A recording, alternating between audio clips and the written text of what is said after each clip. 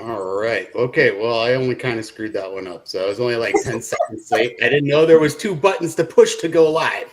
I hit go live and then I totally missed it. That's okay. Hello, everybody. Welcome to the show today. I'm Trevor and I've got Lynda here with me. You may or may not notice there's a couple of people missing from the show today. I would assume you noticed, and we do Pete and Cathryn said that they wish they could be here today, but they've got some other things going on that they've got to deal with. So, Lynda, how are you? I'm doing really well. I'm feeling much better, and that's always a good thing. But How are you, Trevor? I'm awesome. I'm doing great. I've been crazy busy this last week. Atop of, my regular work, as a firefighter, I do a 48 hours, 96. So I work 48 hours a week.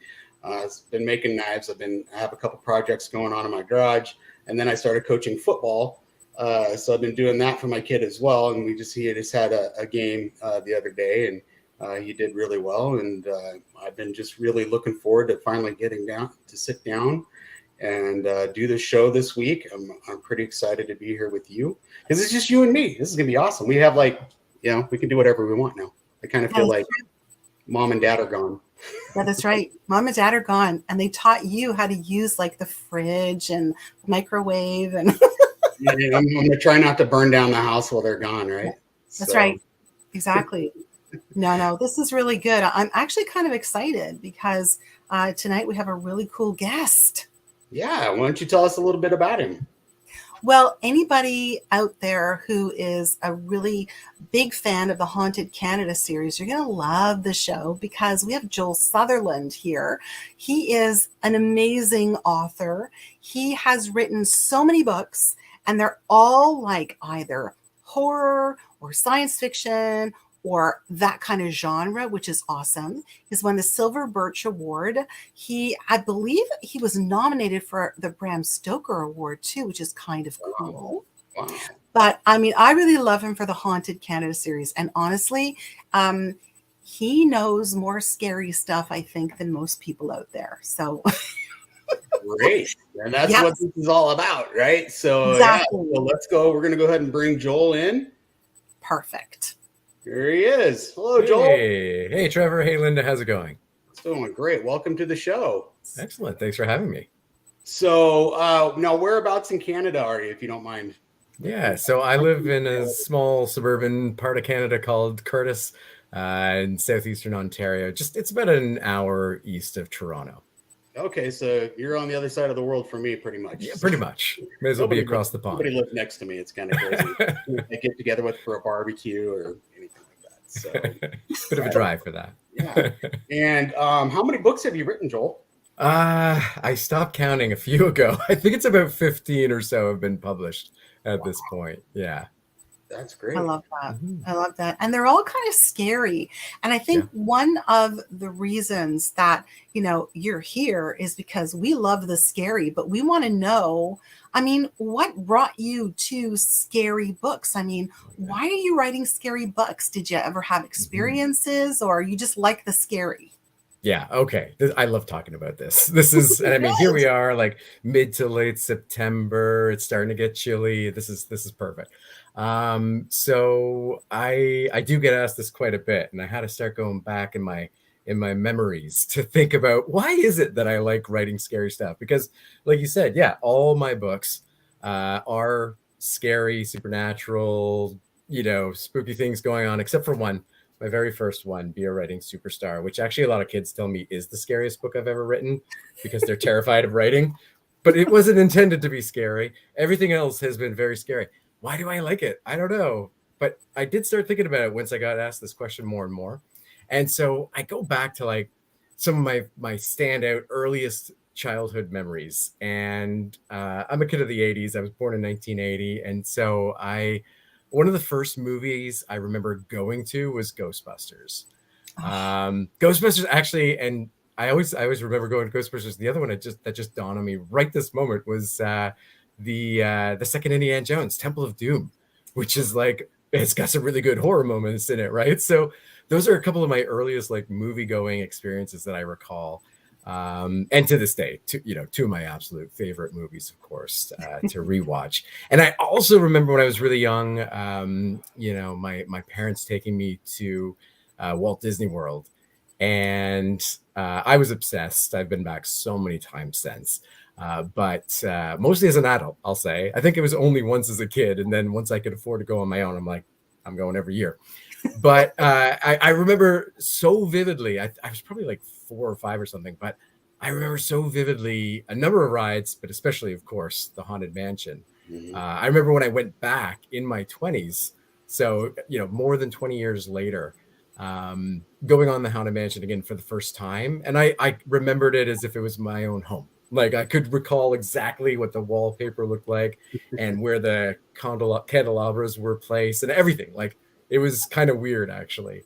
So it just like burned into my young brain, this ride, the Haunted Mansion, and one of the earliest movies I remember watching, Ghostbusters. And so I don't know. And so even when I was young, at that age, 4 or 5, like preschool, I remember not really being scared of spooky things, but being excited by them, just being thrilled by them, and like liking the feeling of being scared. So that's where I think it comes down to, that those early childhood memories, and just for whatever reason, just loving to be scared, and not being scared of being scared.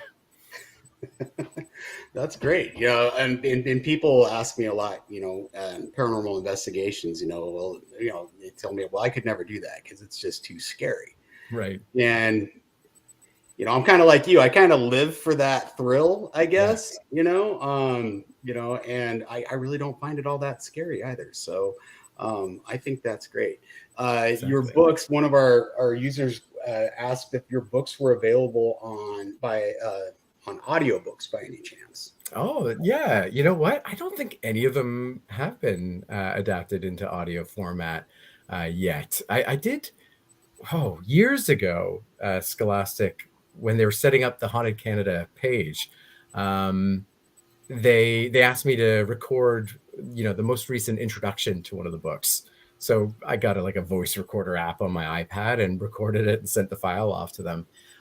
So that might still exist somewhere out there, but it's just the introduction to one of the books. So no, as of yet, haven't had any of the books in audio format. I would love that, though. I did take a look today. I got onto Amazon to see, to kind of take a look at the books, and they're very affordable. So yes. I mean, and how many? And I know the Haunted Canada series seems to be the one that I hear about most, or that's the one that comes up most. How many of those books are there of a Haunted Canada series? Right. Yeah. So let's see. I've got the newest one here. I've got them all here, but the newest one, Haunted Canada 11, just came out earlier this year. Yeah. So we're up to 11. I did just finish the first draft of 12 about a month or two ago and sent that off to my editor. And lucky number 13 has been contracted. So I'll start on that soon. It's funny. So I'll tell you a bit about, how I got started writing the series. I didn't start at number 1. And that might sound weird. You might be thinking I'm really bad at math and I forgot to start at number 1, but a different author started the series and wrote 1, 2, and 3. And she retired, and Scholastic, the publisher, kept getting, emails and letters from kids and teachers saying, when's the next Haunted Canada book coming? We love the series, or teachers saying, my students can't get enough of this. And teachers love these books too, because although, yes, they are ghost stories, like they're not so secretly like history books, and geography books. And so kids are learning a lot about history. Of course, every good ghost story is rooted in history and what happened in these locations a long time ago that maybe, is resulting in it being haunted today. So Scholastic listened, and the original author, Pat Hancock, as I say, had retired. She had moved on. And I did that one book with Scholastic, the scary, really scary one, according to a lot of students, Be a Writing Superstar. And they knew I loved scary stuff. They knew, I'm always wearing some sort of, Halloween t-shirt or something. And I know I'm not in a scary location. This is my daughter's room because she's closest to the Wi-Fi. But trust me, the rest of my house is really spooky. So they asked me to take over the series. And so I started at number 4. That was the first one I wrote in the series, and when they asked if I would take over the series, I jumped at the opportunity. I was a big fan of the first three, and just anything paranormal is just obviously something I want to be a part of. So took over at number 4, and they said, yeah, and if you can, as you're doing your research for number 4, start building up a list of like other possible locations you could cover. Now, I couldn't write about any of the locations covered in the first 3. And as I read through the first 3 again, I was like, oh my goodness, so many of the best locations that I was already familiar with had been taken. So I thought, okay, well, I definitely have enough for 4 for like 1 volume, but I don't know if I'll find enough stories for 5 or 6. And like I say, I'm up to 11 now. Canada is, although a new country in the world stage, relatively speaking, and not maybe the first place you'd think of for ghosts and haunted locations. But as certainly Lynda, I know, knows this, and so many other, paranormal investigators in this country, this is such a haunted country. It's incredibly haunted, and that's good for us, not so much for everybody else, I suppose. But it's really good for me as an author in this series, because I thought I could do probably definitely 4, maybe a 5th book, maybe a 6th. I never thought I'd get to like 10 even. But then as I was up to 7, 8, 9, I was like, oh my goodness, I could actually get to double digits. Once I got to 10, I was like, okay, I have to do 13. And now that I'm at 10, I minimum have to get to 13 because it's just so perfect. So like I said, 12 is with my editor, and 13 I'll start working on pretty soon. Now, do you have something special planned for 13? Do you have, is this going to be... Right. I mean, we should. I had been thinking for a long time we should do something special for 13. So it will come out not next year. It'll come out a little down the road. Here's what's gonna steal the thunder a little from 13. It's too bad this timing didn't work out just a little bit better, but that's okay. Next year is actually the 20th anniversary since the first Haunted Canada book came out. And so, I've been talking a lot with Scholastic and about doing some special celebrations next year, for the 20th anniversary. So I think, when 12 is coming out and they've got the 20th anniversary, that's where we'll see a lot of special fanfare. It's a little too bad that I wasn't like, if only I could have written 1 book faster. And had 12 out this year and 13 next year and have that 1-2 punch, but we'll see. I'll still have to do something for number 13. We can't just let that can't just let that now these locations that you write about, do you go out to these locations personally? Do you go visit them and tour them? Yeah. So unfortunately, not as much as I'd like. I'd love to do a lot more traveling and investigating into the locations myself. In each book, I want to make sure that I have a few stories from each of the provinces across Canada, as well as a couple of stories from the Northern Territories. And so my travel bill would be through the roof. And if I was going to see them all, I do end up writing a lot of stories set in Ontario, and Toronto and the surrounding area, because obviously it's the most populated part of the country and there's a lot of history here, and so there's a lot of ghost stories here, and those locations I often get to go check out, and that's really fun. But obviously, I wish I could be, for each book, traveling coast to coast from Newfoundland to BC, going up north. I have been really lucky, though, because these books have been so successful here in Canada. And as I said, teachers love them. Like, they're used quite heavily in curriculum, and reading assignments and whatnot. So I have been very lucky, and I've been invited to many parts of the country, and have been able to travel east, west, up north to the Yukon to talk about these books. And so often, when I go travel to new parts, of course, the people that are involved in the tour or the visit, they've got, they're already cooking up a list of places to take me when I get there, and go see for myself. And a lot of them I have written about. And that's so great. I've had some really fun experiences, where I've written about a place, and, I've talked to people that live there, that work there. I've poured over old photographs, new photographs. I've read everything I can read about the location. So I'm trying my best to like, so I can describe it accurately. And it's so fun and rewarding when I get to go see a place and I'm like, that's just how I said it was. Wow.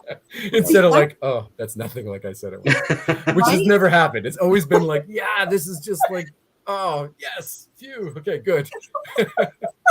Well, how do you find your stories? I mean, do people write to you to tell you their stories, or do you put something out there saying I'm looking for stories, or how do you get them?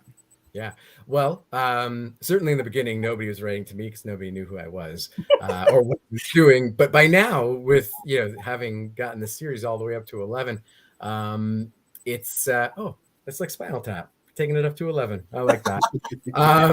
So now that we've done that, now I do get more people writing to me out of the blue and telling me their stories, and people I meet, like often when I go do a reading at a school or at a library or a literary convention, wherever.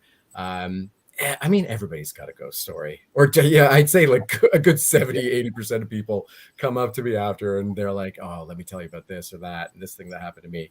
And so, most of the time it's just a fun little story and we chat and we have a good time. But there have certainly been people I've talked to like that, where they tell me a story. I'm like, whoa, this could be in a book, because most people, the story they tell you, they're like, yeah, it was late one night and I heard some sounds or footsteps and that was it. And it's like, okay, I need a bit more to write a whole chapter about in one of these books. But certainly I've met people that tell me phenomenal stories that I'm like, I need to know more. We exchange info, contact info, and I'll interview them. So that's one way. Another way is I have what, this is totally unofficial, but I'm pretty sure I can go on the record with saying that I believe I have the world's largest personal collection of Canadian ghost books. And so I've been buying for years, both online and anytime, again, when I travel across the country. Obviously I love used bookstores, right? So I'd be going in anyway, but since I started writing the series, I love going to these tiny little hole in the wall type stores and asking if they have like a local history section or a ghost section. And I found some treasures, some incredible, like very old books, self-published from like the 50s and falling apart, no copyright, and like riddled with typos, but like these incredible accounts of like supernatural stories from that region, that town, that village, wherever I'm visiting. And those to me are just amazing, because so many of the stories are written about both in books and online, or even covered on TV shows, like over and over and over again. I love when I get to find a source, some old account that, as far as I'm aware, nobody else has written about before. And other than in like this old book that's out of print that nobody would ever find. And I'm like, oh, I can bring this back. So I use all this huge collection of books. I should count sometime. I've got a lot, and it's a bit of it turned into an obsession pretty early on. And then other than that, just good old fashioned Google research, sleuthing around on the internet, seeing what I can find, from blogs and websites to like message boards and comments. And it's amazing what I've come across and how many people I've actually been able to like get in contact with from that, by like trying to find their email or some contact info, to get in touch and interview them, to get more out of some little comment they've made on some message board somewhere. So yeah, I'll take stories wherever I can get them. It's the short answer. And that's great. It seems like, and I'm with you on that. Back in the day when I was working as a case manager, and I kind of still do that, is, I don't like sending out emails. I struggle with that. Right. I like talking to people, face to face. But it was kind of weird walking into a building that looked really cool and historical and finding a manager and the owner and say, hey, what can you tell me about your building? Oh, by the way, I look for ghosts, and you're kind of waiting for that security. And get away from the guys. But I was amazed at the number of people. Yeah. And it's true. It's like almost everybody I came in contact with has a story. Oh yeah. Or they've heard it. They know very well the story of somebody close to them, and they love to tell that story. And Yeah. I think that's great. And, you know, and it kind of helps me feel a little better about myself because, you know, this is kind of what I do too. Yeah, So, absolutely. so working for Scholastic I don't know if you work for Scholastic, but I mean, working with Scholastic, what age group are you writing for? That's a great question. Yeah. So the Haunted Canada series, they aim at, you know, publishers, they have to like really specify everything. And that includes like the target age range. And that's so that everyone on the team, like this big company, marketing, publicity, on and on, they know how to market it, how to publicize this book. And so on and so forth. Then, of course, on the flip side, then the bookstores know where to put it, and everything's, you know, so everything needs a label. So Scholastic for these books, I think they've said 9 to 12 for the books. You know, but I've had so many adults read the books too, because if you go to Amazon or you know, any big website like that, most people, I mean, won't notice the age range necessarily, and they see the covers and here it's Haunted Canada. Hey, I live in Canada, I like ghost stories, that sounds good. So I've had tons of adults buy it, whether they know it's like quote unquote a children's book or not, and then write to me and say, like, I realized as I was reading this that this was like, you know, a kid's book, but I still like love these stories. This was tons of fun and you know, I'm delighted to hear that, and I'm not surprised, because when I'm writing the series, I truly am not writing them. It sounds weird, but I'm not writing them for kids. Okay. I know they're for kids. So the only thing I do that would be different from if I was just writing it for adults is I just shorten the stories as much as possible. I kind of aim for like 1,000 to 1,500 words per story. It's like 4 or 5 pages basically. Wow. And again, that's just to keep it moving fast for kids. So, and you know, so many of the books I have, these big, huge, thick volumes, have every single little detail about the history of this place. You know, that'll span like 20 pages. Then every single account and including every single detail. You know, I think back to, I'm a big movie buff, as I was talking about Ghostbusters and Indiana Jones before. I remember reading an interview with Peter Jackson when he was working on The Lord of the Rings, and he realized with these massive books, even though those movies are long, he had to cut a lot out. And it dawned on him that he's got to follow the ring. Wherever the ring is, when, you know, it's mostly with Frodo, that's the focus, and a whole bunch of other stuff that people loved had to go. He couldn't fit it in. And so I often think about that with the Haunted Canada series. I'm following the ring, and for me, in the stories, that means like what's essential. What are the scariest details? Because that's what kids want. That's what most of the readers want. And what are the most important facts, like the historical facts? What happened that really closely aligns to the ghost accounts of today? To me, that's kind of the ring. And so everything else gets cut. So they're really short. And I've actually, again, had adults say they liked that. I've had at least one adult come, I remember once, and said he hadn't read a book since he was forced to in school. And he was a middle-aged adult now. And he said, I forget where he came across it. He picked it up and he read one story. He's like, I read it so fast, and then I was hooked. And I started reading, and then he's, you know, been more interested in reading since that as well, which is awesome, right? And so, like I say, you know, they're marketed at 9 to 12, but other than the length and the occasionally too gory detail, I try and sneak in as many as I can. And I let my editor tell me when I've gone over the line for 9 to 12-year-olds, and we have to dial it in a little bit. I'm like, okay, fair enough. But that's rare. That's only happened a few times. They really could be read by just about any age, really. Oh, totally read by any age. Okay, here's a secret that you don't know about me, or maybe you do, I don't know. So in the 80s, I was actually the assistant trade sales manager at Scholastic Canada. Right. I think you did mention that. We should mention at some point, Lynda, that we know each other too before the show. That's true. Before tonight. In real life, as they say. That's right, in real life.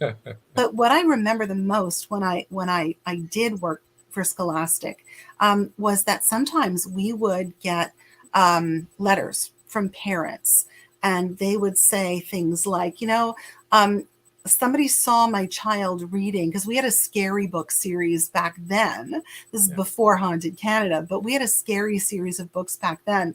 And they would say, somebody saw my kid reading this book on the bus, and they chastised me for saying, for actually, like letting my kid read something so scary. But again, the whole thing was they're reading. I mean, this is something that they're interested in. So it doesn't matter whether it's a scary book, whether it's a comic book, whatever, but a scary book, because they're interested in their reading.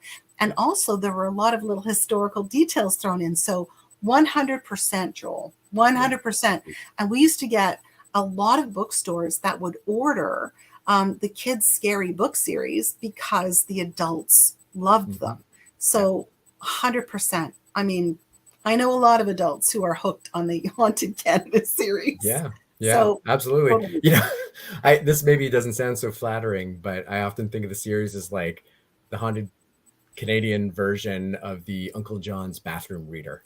Right. Like, that sounds terrible. I hope they don't put that on the book at any point. But like, just, you could, if you got 5 minutes, you can read one or two of these stories. I am so going to do that. If I ever get to comment on any of these books, I was like, yeah, this is the pinnacle of the bathroom reader series right here.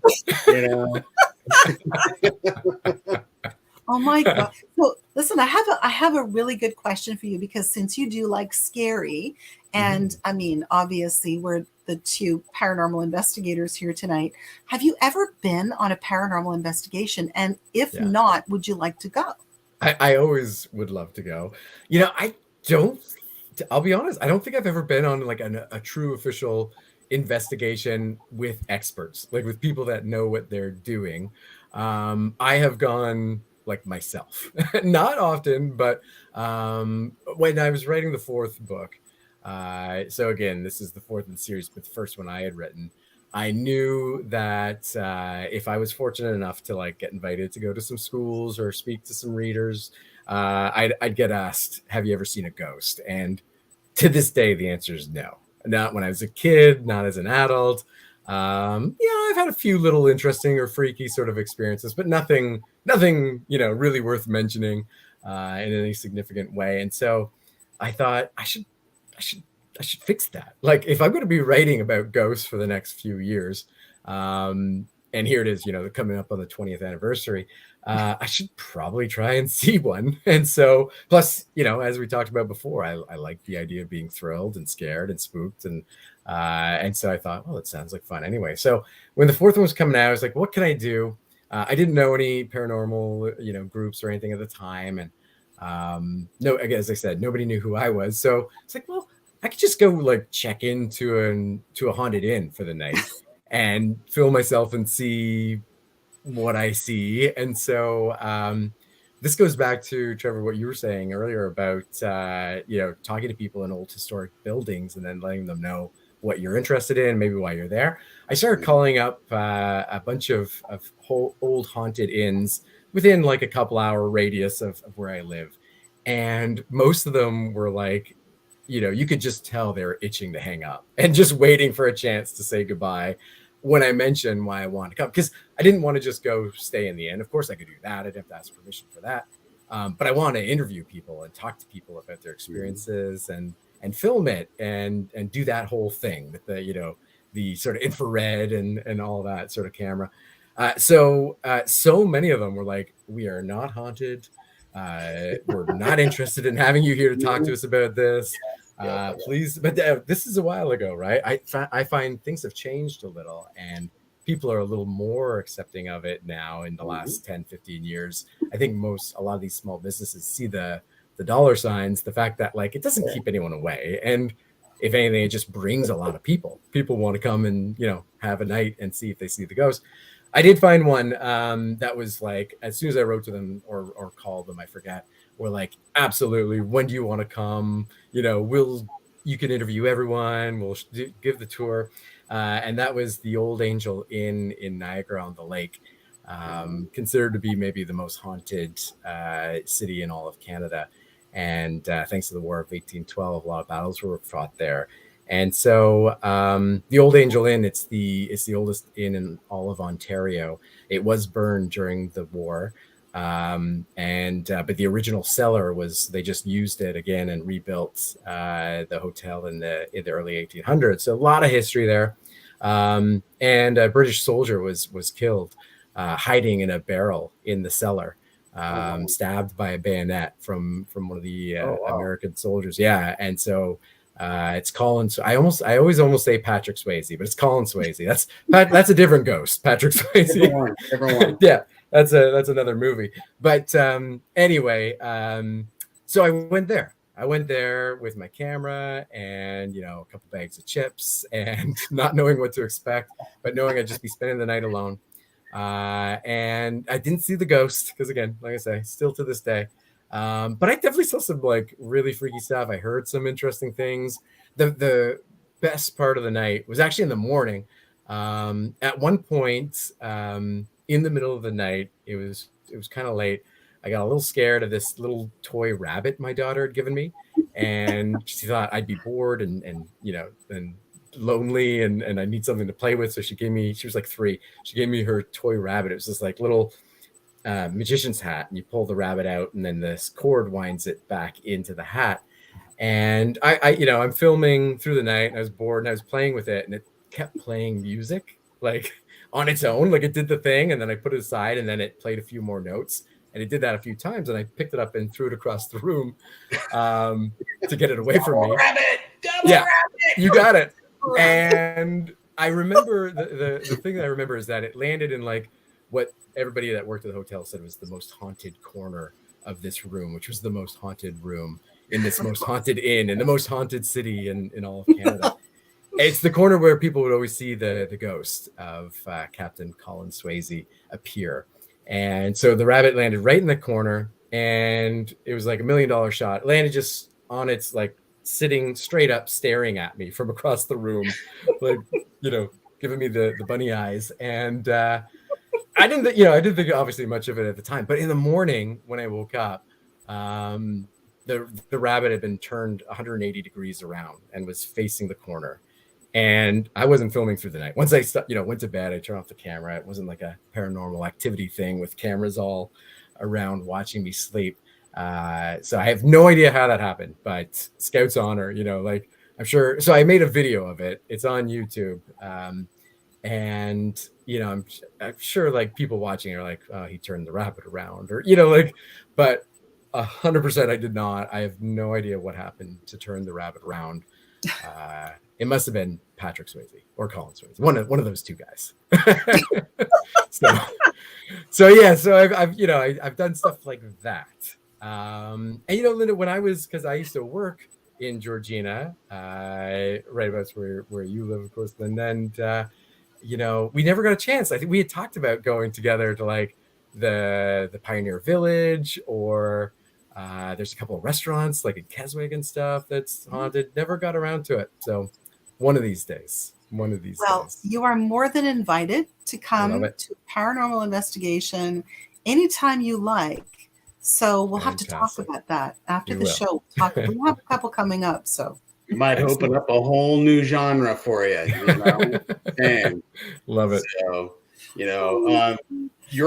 your books, they have illustrations and photos in them. Mm-hmm. Yeah, they do. Yeah, there's been a few different illustrators throughout the series.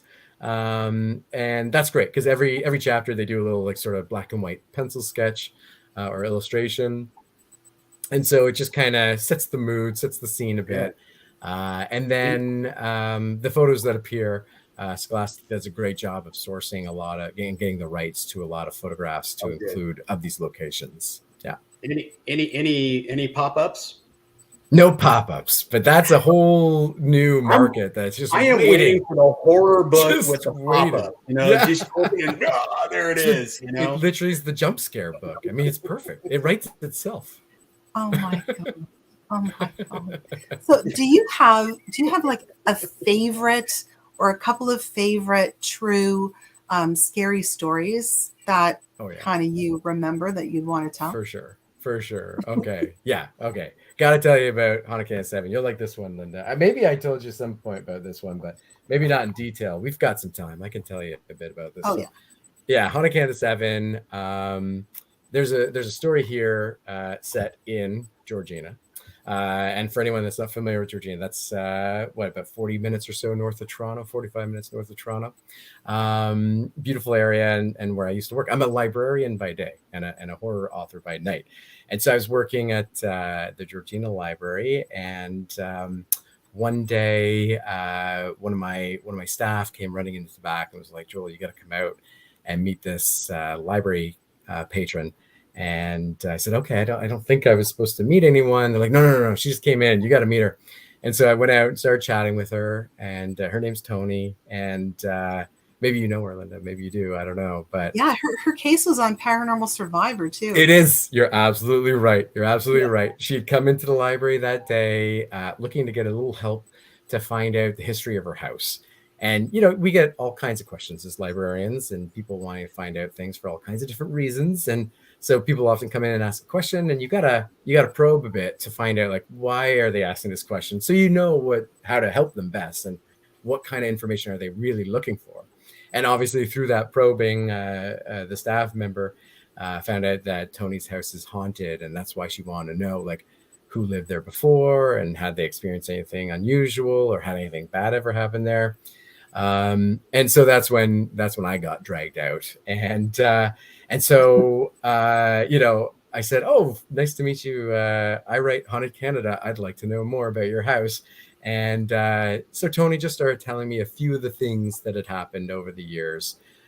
We talked for like 5 minutes, and I had goosebumps, like literally goosebumps. I was like, and it's noon in the library, nothing scary, but I was like, oh my God, like this is incredible. So many really freaky stories she was telling me about just in a short amount of time. And I said, "How long have you lived there for?" Because I was imagining, a few years at most. And she said she had lived there since 1991. And I thought, how? Like, how have you lived there so long? That's the first thing I always ask myself when I'm watching a horror movie where the family moves into this new house. Well, new to them, old to the world.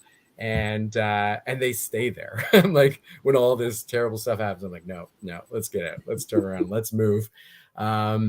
But I said, how have you lived there that long when you and like all of your family and friends, everybody's experienced these like really terrifying things? And she said, "The ghosts won't let me leave." And I was like, I need to know more. Let me interview you, please. Luckily, she said yes. And so, it was phenomenal. We met at Tim Hortons, at like, again, noon when it was nice and bright, because I was already knowing I'd be a little more scared to hear her stuff than I'd been when researching any other story. And she told me so many different accounts. Like she feels like there's like some sort of portal in the unfinished basement. There's basically a hatch door in her son's closet, going down to this little dirt crawl space under her house. And that's where most of the really freaky stuff would happen, right in that area, including like this ghostly woman that would show up that looked kind of like Tony with long black hair and pale skin, and claiming to her young son, who was 3 at the time, that she was his mother, and he had to come with her into the closet and into the basement. And other ghosts that she would see, like one that had no eyes and was, blood was gushing out of these empty sockets, and on and on and on. Freaky stuff. I loved it. And then, she got to the point where she was telling me why the ghost won't let her leave, what she meant by that. And she said she'd actually tried, like even after just a couple of years, because, her husband had all these experiences, her son, her parents, who were complete skeptics. And when she started telling them, they're like, "You're being ridiculous. This is crazy, blah, blah," until they started having experiences themselves. And so she was like, I can't live here anymore. Like, it's a few years. And she was like, "No, got to get out." And so she put the house up for sale, and there was somebody that was going to buy it and renovate it, flip the house and sell it. And so one day he was just coming for the final home inspection, and she was alone, so she let him in. and she had to go out, do some errands, and then get her son from school, and take him out for lunch. And then after lunch, drop him back off at school. She was coming back home.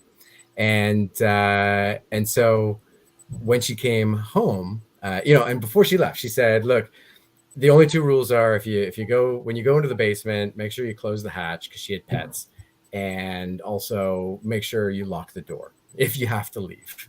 And he said, no, I'll still be here. I'm sure. Like I've got a lot of work to do or something. So she left. When she got home, the door was wide open. Front door was wide open.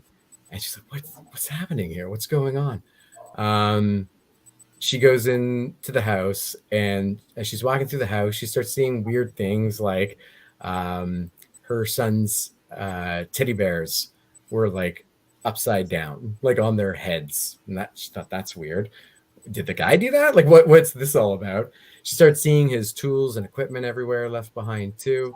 And then when she went into the closet of her son's room, she noticed the hatch was open as well. So the two things she'd asked him not to do, leave the door open and the hatch open, he had done. She actually for a moment was like, oh my gosh, what if he's in the basement? He's had like a heart attack or something. So she went down there, used the light, looked around, no sign of him anywhere. So she calls the real estate agent, lets her know what's going on. Real estate agent calls the buyer, then calls Tony back and says, Tony, I got some bad news. The buyer, unfortunately, has decided to pass. He's decided not to buy the house. And of course, Tony's upset about that. But she's also like, but what about the doors? Like, why did he leave the hatch open? Why did he leave the front door open? She'd realized that his truck was gone. And the real estate agent said, yeah, about that. He said, and I quote, that lady is crazy for living there. I'll never come back. She can keep my tools. And so, like, hundreds of dollars of tools, he was not coming back for them. Whatever he saw or experienced was enough to freak him out that bad. And she didn't know, to this day, she doesn't know what exactly that was. And so she says that, like, she feels like, although the ghosts terrify her so bad that she hasn't slept in her own room for years, because her closet is also a hotbed of paranormal activity. She says she's too afraid in basically either of the rooms to spend a night in there. So she slept on the couch for years. She'll run in the morning to like get her clothes, because she doesn't want to just have her clothes out in the family room. She runs in to get her clothes, and she runs out, and every time she does, like, the closet handle is rattling, as she runs in and out. And she's like, that's all I can take. And it's bad enough. She still sees the ghost in the rest of the house, but it's worse there in the room. So she said that, they seem that even though they terrify her, the ghosts still seem to prefer her a little to anyone else. Because, anytime she's tried to move or thought about it, or she's brought in people to try and cleanse the house, anytime she does anything like that, it just ramps everything up. It's just the ghosts go berserk, and the activity, the disturbances, all of it is worse for weeks, if not months afterwards. And then it settles back down just to its normal level of absolute terrifying, nights. And so she's like, yeah, the ghosts don't want me to leave for whatever reason. So that to me is one of my favorite stories, one of my creepiest. Oh, and I gotta tell you too, she did, take the my staff members' advice on how to find out some information about her house. She went off and was able to obtain the previous ownership records, and she showed me too. And when I met with her one of the subsequent times, so she found records dating back to the early 1950s, and the earliest ownership on file that she could find was that the house was owned by the Supreme Court of Canada, which is odd in its own right. Why at some point did the court own it? And then after that, she could see the years and like when people would buy it, would sell it and buy it. And I just love this. I'm looking over the dates. I'm like seeing the pattern. And from the early 1950s to when she bought it in 1991, the longest anyone had ever lived there was 3 years. That was the longest. And many people lived there for 3 months. 3 months and they're out. Just amazing. I'm like, nobody could live there longer than 3 years. If it was like 3 or 4 people had lived there for a couple of years, you'd think it's whatever. Like you wouldn't think anything of it. But from 1950 to 1991, nobody lived there. So that's a lot of people. Nobody lived there longer than 3 years, and so many were just a few months, and then they were out. Yeah, again, just paints a picture, right? I just love stuff like that. And then there's people like me that is like, would love to live in a place like that, Right. I keep hoping, I'm gonna move into a haunted house. So finally. I know. So then now I've got a way to get free tools. I'm gonna have people come over and get scared and leave their stuff here. Never come back for it. Great. I know. Brilliant, right? Yeah, it still lives there too. I actually just texted her, I'm going to say a couple of days ago, because she's had some other stuff happen. Oh my goodness. And an update is that just recently, she's actually been able to move back and sleep in her bedroom. So, wow. Yeah. And this is after like years and years of not doing that. So, yeah, keep you posted. Amazing. Thanks for the update. I love that. Like, I remember once I was doing a reading of that story at the theater in Keswick in Georgina, and I kept hearing snickering. I was lit. I couldn't see anyone in the audience. I paused. I'm like, is Tony here by any chance? And sure enough, she was with some friends. I had no idea. And I'm like telling the story, and she's in the audience. So I got her to give some live updates. Now that was many years ago. And it made for a really unique reading shortly before Halloween. And so that's great to hear. I'm really happy to hear that she's still living there. I kind of like that, because as I say, it's one of the scariest houses in Canada, and that she's found a little more comfort there. That's great. Yes, Yeah. Thankfully. Absolutely. Oh my God. Joel, so we talked about you don't get to travel to a lot of these destinations that you write about, which is, man, that's that, and I hope you get to go to them. What would be your top 3? Count them down for me. The top 3 places that you really want to go that you've written about. Okay, that's that. Oh, this is fun. Do I have to do just 3? That's tough. Okay. I was going to do your number 1. I knew that was going to come, because I'm the same way. People ask me, hey, what's your favorite place to go? And I'm like, all of them. All of them. Because, it doesn't, a lot of people don't understand that, you go ghost hunting because it's fun and you're in it for the thrill. But I mean, you really start to fall in love with the history and the locations in general, because there's so much. I mean, they're very much alive. And when you go into these places and you just want to go back. And so it's kind of hard when somebody's like, well, what's your favorite? I was like, I don't know. I kind of like them all. So, absolutely. So I thought I'd give you at least 3. You're very generous. I appreciate that. Yeah. Okay. So probably the number 1 haunted location, I'd say, in Canada. Of course, this is highly debatable, but I think a lot of people would agree with this. The Banff Springs Hotel in Alberta. Yeah. And I've been, right? Have you been, Lynda? You have to go. I actually just for the hotel alone. Oh my God. I did a huge presentation there. We're talking like 2003. And they put me up in one of the most haunted rooms. Right. And it was freaky. We'll have to talk, because. Did you experience anything? Oh yeah, absolutely. Oh, I love it. It was really cool. Yeah. My bedside light would come on by itself, which was very strange, because, I'd kind of like go to sleep, turn it off. And then all of a sudden, you kind of roll over in the middle of the night, and I'd roll over and think, gosh, it's bright in here. My bedside light was on, which was really freaky. And walking down the hall near the sort of, there's a room that is like a secret room. But there's no door or anything. So you're walking down the hall. And when I used my thermometer, my temperature gauge, it was actually colder in front of that room. So that was a little freaky. That's cool. I know.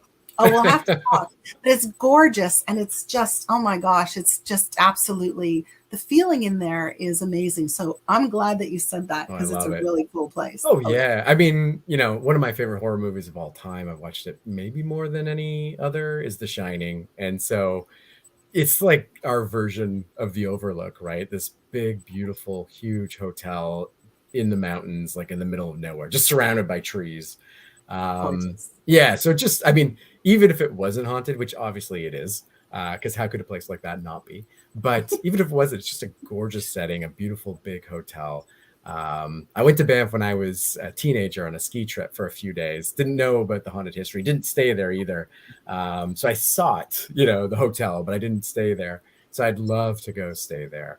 And it's one of the classic, ghost bride stories where it's a woman who is said to have died. There's variations of the story. They all typically involve her falling down the staircase, the grand staircase, and breaking her neck as she fell.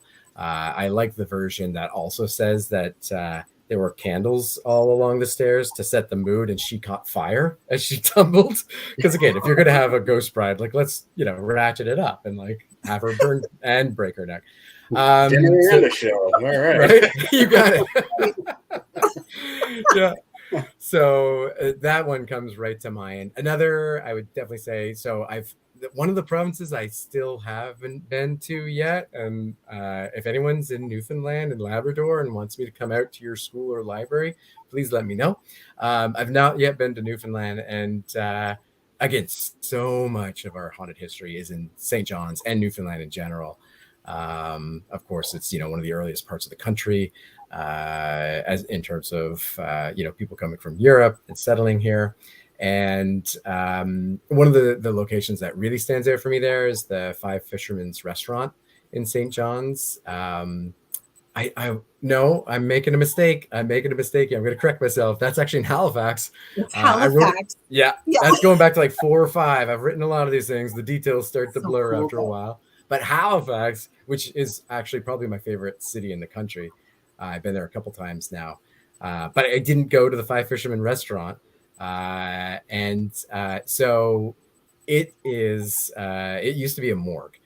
Before they're talking about dinner and a show. It was a morgue, haunted by a lot of the spirits that of the bodies that were kept there. And what it's most famous for is a lot of the victims of both the Halifax explosion, which was like the biggest man-made explosion of all time. I don't know if maybe it's been overtaken at this point, but it was a huge tragedy, obviously, in Canada, and the fatality list was really high. So it was that, and then just, I think it was like 2 short years later, the Titanic sank, and again, a lot of the bodies were brought to Halifax and to the morgue that is now the Five Fishermen Restaurant. And so again, I love the Canadian history angle of these stories. Like, I just love finding out more about what happened in this location a long time ago, and obviously that's 2 of the biggest tragedies and events in early Canadian history, right there at that location. A third one, I'm going to go with one that's maybe not quite as well known, but again, I have a bit of a personal connection to it. In British Columbia, there is I want to say, it's in Kamloops, interior British Columbia. There's a place, a sanatorium that used to exist. It's not there anymore. And it's the Tranquille Sanatorium. So when tuberculosis was at its peak in the late 1800s, early 1900s, of course, a lot of sanatoriums were being built across North America. This one, Tranquille, in British Columbia, was one of the largest in Canada. It was basically a small town, totally self-contained. They had their own power generator, they could generate power with hydroelectricity. They had their own movie theater, school, hospital, stores, you name it. It was a full town. I think there were up to, I want to say 5,000 people could be there at a time. And so it was huge. And they first built, before everything above ground, they built underground tunnels connecting everything so that no matter where someone died, they could move the body discreetly to the morgue without panicking or freaking everybody else out. So there's these really creepy underground tunnels and the morgue in this. So Tranquil, I don't know what's come of it lately. When I was writing about it a few years ago, a lot of the buildings, it was all fenced off. The buildings were falling apart, super creepy. They would let people in just at Halloween on the weekends for tunnel tours. But other than that, they would cash in a bit there. But then other than that, they were like, but we guarantee this place is not haunted, because they were trying to sell it to developers to build like a nice new modern bedroom community on the location. And so they're like, we promise there are no ghosts here. But that's certainly not what people say. Anyone that like snuck in, it became one of those spots where like all the local teens would go on the weekends, right, at night. And so everybody had a story about it and had seen something. And Kamloops, I got to go to Kamloops and do a book tour there. And when we started talking about this location, one of the people it was one of the teachers was like, "Oh, I know someone that knows someone, that knows the owners of the property." And she's like, "I'll make a call." And the next day she was like, "Whew, that did not go well." she said, "Yeah, they know of you." They've heard of you. They I guess it comes up with like a Google search or something. If you're searching Tranquil Sanatorium, you might find my book. And they're like, yeah, they're not happy with you. they're not pleased. They're not fans. So you're not getting a personal invitation. That's what they're hoping, that we could get a behind the scenes tour. Not going to happen. So let's put that one on the list, because again, it's kind of like I was so close. I saw it, from the road. You can go in incognito, Yeah. Just a mustache. I've got one of those like nose mustache. There you go. Glasses combo. Yeah, perfect. Totally. Yeah. Yeah, but you know what? Honestly, it's too bad that our colleague Pete Wren wasn't able to be here, because he actually lives in Kamloops, so he would be able to tell you all the stories of that place. Did he grow up there? I'm sure he'll have some stories if he did. No, he's actually from London, England. Okay. But he moved to Canada and he currently lives in Kamloops. So yeah, we got to connect you two. For sure. For sure. Book 13. Book 13. Book 13. Oh, it's all coming together now. The dots are connecting. I love it. Wow. Any other locations that you want to go to? Oh man, so many. I mean, I'd love to go to. Oh, there's. I've never been to Winnipeg either. That's a city I definitely want to go to. And one of my favorite locations is there. It's a place called the Demon Hotel. Oh. That's yeah. So it was this old apartment building that was abandoned and just totally fell apart. It was being used for people sleeping or partying or whatever. And people kept spray painting Demon Hotel on the wall. But then, they would write Demon Hotel on the outside, like right on this major street in downtown Winnipeg. And so obviously everybody else around is like, we don't want that. So they would come and they'd paint over it. And the words kept bleeding through.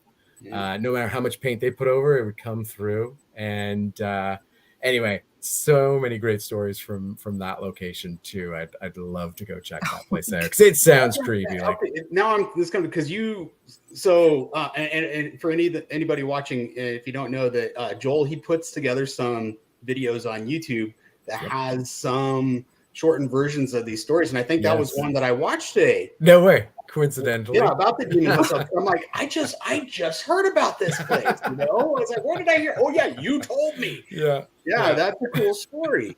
It's a good one. That is a good, and because there was a picture of it, if I remember right, and you were talking about how creepy the building looked. And that's how I gauge haunted hotels or places, just by the creep factor from the curb appeal. It's like, that's going to be one right there that I want to go in. Exactly.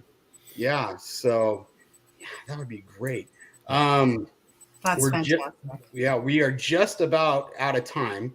And Joel, is there anything that you want to tell the viewers? Anything you want to?